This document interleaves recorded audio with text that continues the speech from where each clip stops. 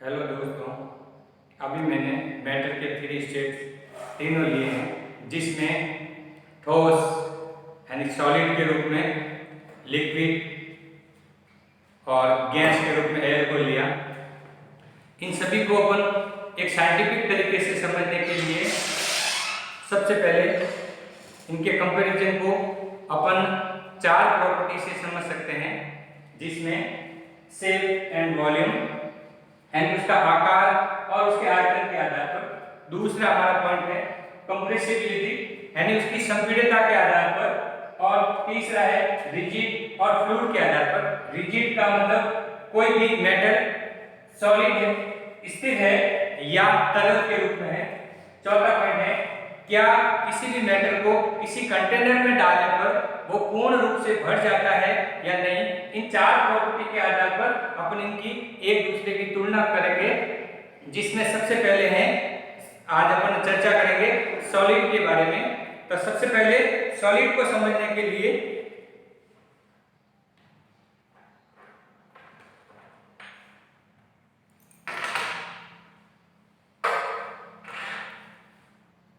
इन 4 वस्तुओं को मैं रखता हूं, जिसमें ये चारों सॉलिड हैं। तो सबसे पहला मेरा क्वेश्चन आता है, क्या सॉलिड का शेप फिक्स्ड होता है? तो मेरा आंसर है, हमारा आंसर होगा यस, सॉलिड का एक फिक्स शेप होता है। अर्थात सॉलिड एक फिक्स स्थान घेरती है और जो वस्तु स्थान घेरती है उसका फिक्स्ड शेप होता है। अब दूसरा सवाल आता है, क्या सॉलिड का फिक्स वॉल्यूम होगा? तो हमारा आंसर होगा यस, सॉलिड का फिक्स्ड वॉल्यूम होता है। अर्थात वह शेप और वॉल्यूम में फिक्स्ड होती है। अपन इसका वॉल्यूम सबका ज्ञात कर सकते हैं। यह एक आयताकार वस्तु है, यह एक वर्गाकार वस्तु है, यह एक गोल वस्तु है और ये इररेगुलर शेप में है, अर्थात अनिश्चित आकार में है। हम इन सब की वैल्यू की गणना कर सकते हैं, इन सभी की वैल्यू ज्ञात कर सकते हैं। सबसे पहले इसकी लंबाई, चौड़ाई और ऊंचाई की कैलकुलेशन करके हम इसको ज्ञात कर सकते हैं। इसको अपन एक क्यूब की फॉर्मूले से ज्ञात कर सकते हैं और इस गेंद के लिए 4/3 पाई आर क्यूब के फॉर्मूले से ज्ञात कर सकते हैं। और ये चाबी जो है इरेगुलर शेप में है, अर्थात इसका अनिश्चित आकार है, इसका कोई फॉर्मूला नहीं होता है। तो हम एक आर्किमिडीज के सिद्धांत से इसकी गणना कर सकते हैं। इस फ्लास्क में अपने आधा जल लिया और इस चाबी को मैं इस फ्लास्क में रखूंगा तो ये पानी की सतह को थोड़ा सा दूर हटाएगी, अर्थात पानी की सतह पर अपने स्थान के आधार पर वो थोड़ा स्थान घेरेगी। अर्थात इसकी अपन कैलकुलेशन करके हम इसका आकार या इसकी वैल्यू, इसके आयतन की गणना कर सकते हैं। तो अब हमारा दूसरा पॉइंट है, क्या सॉलिड में कंप्रेसिबिलिटी पाई जाती है? तो हमारा आंसर होगा नहीं, सॉलिड में कंप्रेसिबिलिटी यानी संपीड़ितता नहीं होती है, नगण्य होती है। कंप्रेसिबिलिटी का मतलब किसी के ऊपर दाब लगा के, हमें इसको दाब लगा के इसको छोटा नहीं कर सकता, अर्थात सॉलिड अनकंप्रेसिबिलिटी होते हैं। अब मेरा तीसरा क्वेश्चन है, क्या सॉलिड रिजिड या फ्लूइड होते हैं? तो आंसर होगा सॉलिड रिजिड होते हैं, अर्थात वह स्थिर होते हैं। और फ्लूइड का मतलब जो तरल रूप में बह सकते हैं, जैसे वाटर एक फ्लूइड है, इसको तरल रूप में बहाया जा सकता है, परंतु सॉलिड को फ्लूइड के रूप में बहाया नहीं जा सकता। अब चौथा सवाल आता है, क्या सॉलिड को किसी कंटेनर में फिल करने पर वो पूर्ण रूप से भर जाता है? तो अपन इस फ्लास्क में एक बड़े कंटेनर को लेते हैं और इस कंटेनर में इस गेंद को रखते हैं। इस गेंद को रखने पर ये गेंद उतना ही स्थान लेगी जितना इसका शेप है, बाकी का जो कंटेनर है खाली रहेगा, अर्थात वो पूर्ण रूप से भरेगा नहीं, फील नहीं होगा। अर्थात कंटेनर में सॉलिड को डालने पर ये पूर्ण रूप से भरता नहीं है। तो अपन इसकी 4 प्रॉपर्टी पढ़ेंगे, जिसमें पहला इनका फिक्स्ड शेप और फिक्स्ड वॉल्यूम होती है। दूसरा अपन पढ़ेंगे ये इनकम्प्रेसिबल होते हैं। तीसरा हम पढ़ेंगे सॉलिड रिजिड होते हैं। और चौथा है do not fill content completely, अर्थात इसको पूर्ण रूप से भरा नहीं जा सकता है। तो अब अपन दूसरे नंबर पर लिक्विड के प्रॉपर्टीज की अपन गणना करेंगे, जिसमें सबसे पहला बिंदु है इनका शेप और वॉल्यूम। और इनको समझने के लिए मैं एक प्रयोग के द्वारा आपको आसानी से समझाने की कोशिश करता हूं।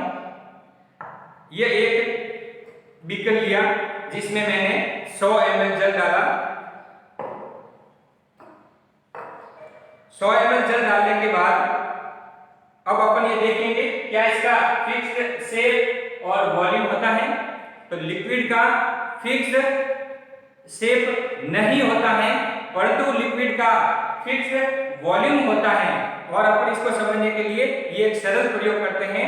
अब मैं इस पहले वाले बीकर में 100 ml जल ले रहा हूं और अब इसको अलग अलग प्रकार के कंटेनर में डाल रहा हूं, जिसमें सबसे पहले इस ग्लास में, फिर मैं इसको इस बीकर में डालता हूं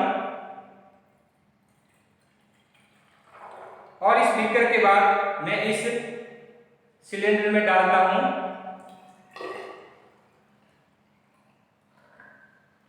तो दोस्तों हमने देखा कि ये जिस बर्तन में इस लिक्विड को डाला जाता है वो उस बर्तन के शेप के आधार पर वो अपना आकार ले लेता है, अर्थात इनका शेप फिक्स्ड नहीं होता है। परंतु हमने पाया कि अपने फर्स्ट में 100 ml जल लिया और अंतिम में देखा 100 ml ही जल है, अर्थात इनका वॉल्यूम फिक्स्ड होता है। अब आता है दूसरा पॉइंट, क्या लिक्विड को कंप्रेसिबिलिटी या कंप्रेसिबल बताया जा सकता है। तो दोस्तों मैं इस बोतल में जो ये लिक्विड है इसको दबाने की कोशिश करता हूं।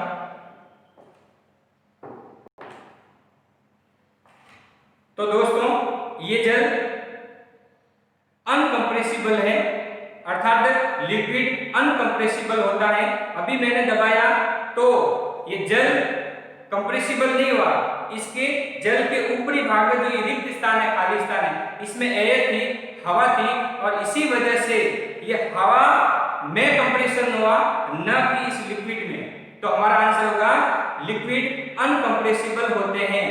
अब आता है क्या लिक्विड रिजिड या फ्लूइड होते हैं।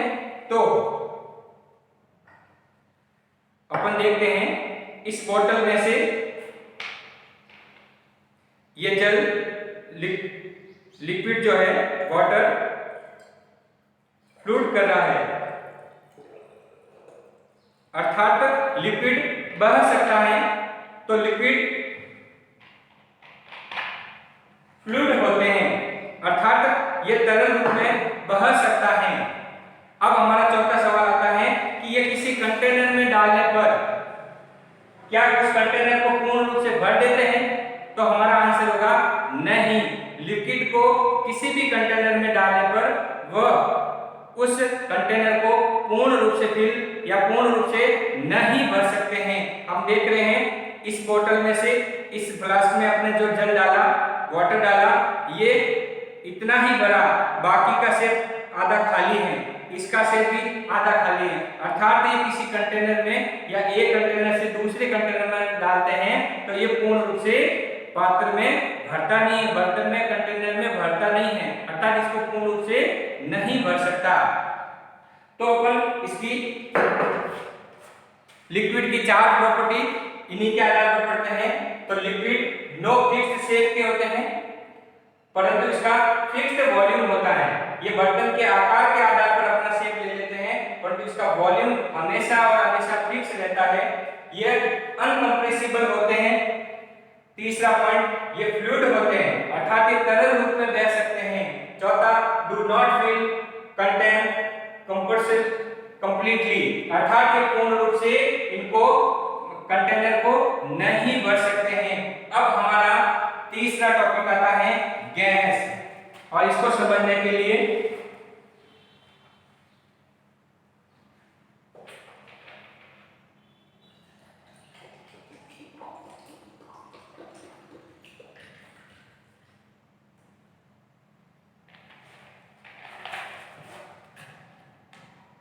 यह देखने में ये खाली बोतल लग रही है, परंतु ये खाली नहीं है।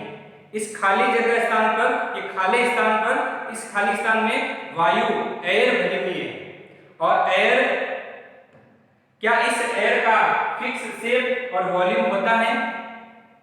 तो हमारा आंसर आता है इस एयर का या इस गैस का कोई फिक्स शेप या वॉल्यूम नहीं होता है। अर्थात ये जो गैस है शेप में और वॉल्यूम में फिक्स्ड नहीं होती हैं।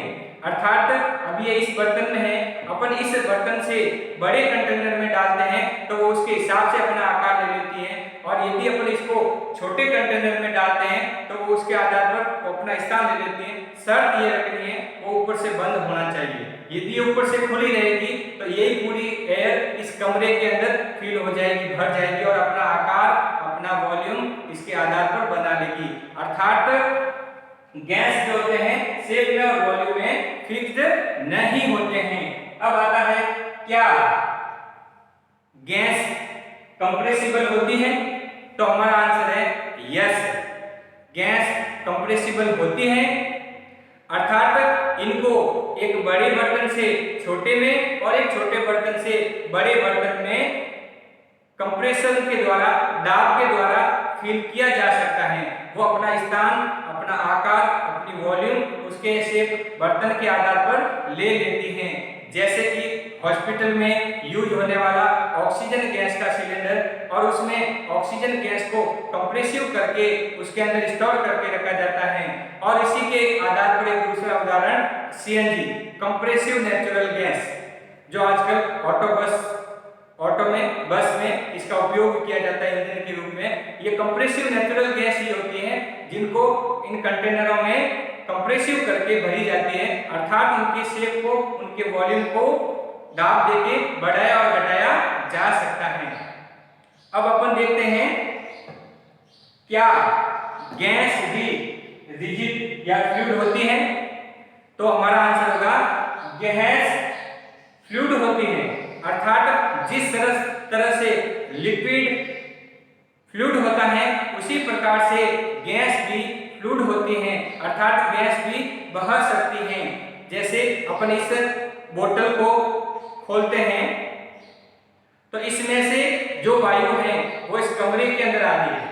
अर्थात अभी अपन को ये दिख नहीं रही है क्योंकि जो वायु जो है, एयर जो है वो रंगहीन होती है और इन्हीं के कारण से ये दिखाई नहीं देती है। परंतु यदि इसके अंदर नाइट्रस ऑक्साइड यदि हो और यदि अपन इसको बाहर निकालें तो ये गहरे भूरे रंग के आधार पर, कलर के आधार पर ये अपन को बहती हुई दिखेगी। अर्थात जो भी गैस होती है फ्लूइड होती है, न कि रिजिड होती है। अब आता है क्या किसी कंटेनर में डालने पर वह उसको पूर्ण रूप से भर सकती है गैस? तो हमारा आंसर है यस। किसी भी कंटेनर में गैस को डालते हैं तो वो पूर्ण रूप से उस बर्तन को, उस कंटेनर को पूर्ण रूप से भर देती हैं। अर्थात ये पूर्ण रूप से उस पदार्थ को या उस कंटेनर को भर सकती है। और इन्हीं के आधार पर अभी अपन इनकी 4 प्रॉपर्टीज पढ़ते हैं। जैसे पहला, इसका नो फिक्स्ड शेप, यानी इसका कोई फिक्स आकार नहीं होता है। नो फिक्स्ड वॉल्यूम, यानी इसका कोई फिक्स वॉल्यूम नहीं होता है। और तीसरा है ये कंप्रेसिबल होती है, ये संपीड़ित की जा सकती हैं। इनको कंप्रेसिव करके इनके आकार को और आयतन को बढ़ाया और घटाया जा सकता है। और ये फ्लूइड होती हैं और किसी भी कंटेनर में फिल कंटेनर कंप्लीटली भर सकती हैं। अब हम इनको प्रॉपर्टी को समझने के लिए अपन इसको बड़े तौर पर जांचें तो किसी भी पदार्थ को उसकी आंतरिक संरचना देखने पर हमें 3 स्थितियों के बारे में पता चलता है। और ये स्थिति उनके कणों के आधार पर ज्ञात की जाती है। जिसमें पहला आता है उनके बीच में रिक्त स्थान, खाली जगह पाई जाती है। दूसरा, इनके कणों के मध्य आकर्षण बल होता है। तीसरा पॉइंट आता है इनमें ये जो कण होते हैं गतिशील होते हैं। चौथा, और इसमें गतिज ऊर्जा, काइनेटिक एनर्जी पाई जाती है। तो अपन इन्हीं के आधार पर ठोस यानी सॉलिड, लिक्विड और गैस की प्रॉपर्टी को जान सकते हैं। और इनको समझने के लिए हम इस हाथों के फिंगर के या अगले टिप्स के आधार पर इसको समझ सकते हैं। इनके जो ये कण है, यदि ये पास पास में है तो ये सॉलिड अवस्था कहलाएगी, और इनमें जो रिक्त स्थान स्पेस है, खाली जगह है, वो बहुत ही कम होगी। इनमें जो काइनेटिक एनर्जी है वो बहुत ही कम होगी। इनका स्थिर आकर्षण बल है वो बहुत ही ज्यादा होगा, और इन्हीं के आधार पर दूसरे पे यदि अपन लिक्विड लें तो इसका थोड़ा आकार, कणों का आकार या उसकी स्थिति दूर दूर होगी। इनमें खाली जगह स्पेस ज्यादा होगा और इनके कणों में गति ज्यादा होगी, और इसमें जो काइनेटिक एनर्जी है वो सॉलिड की अपेक्षा थोड़ी ज्यादा होगी। और सबसे ज्यादा गैस में इनकी काइनेटिक एनर्जी ज्यादा होती है, क्योंकि इनके कण बहुत ज्यादा दूर दूर होते हैं, इनके कणों में गति होती है, इनके बीच में बहुत ज्यादा रिक्त स्थान होता है। तो दोस्तों, आज आपने मैटर के 3 स्टेट के बारे में पढ़ा, जिसमें सॉलिड, लिक्विड और गैस के बारे में, और इन्हीं के आधार पर हम इनकी पूर्ण रूप से व्याख्या कर पाते हैं। तो आज गृह कार्य के रूप में मैं एक प्रश्न देता हूं जो भाई बहनों को करना है। तो मेरा पहला प्रश्न रहेगा, सॉलिड यानी ठोस, द्रव और गैस के अभिलाक्षणिक गुण लिखने हैं। अर्थात मैंने अभी जो ये तीनों गुण समझाए हैं, सॉलिड के लिए, लिक्विड के लिए, गैस के लिए, ये तीनों गुण आपको अपनी कॉपी के अंदर करना है। इसी के साथ जय हिंद, जय भारत।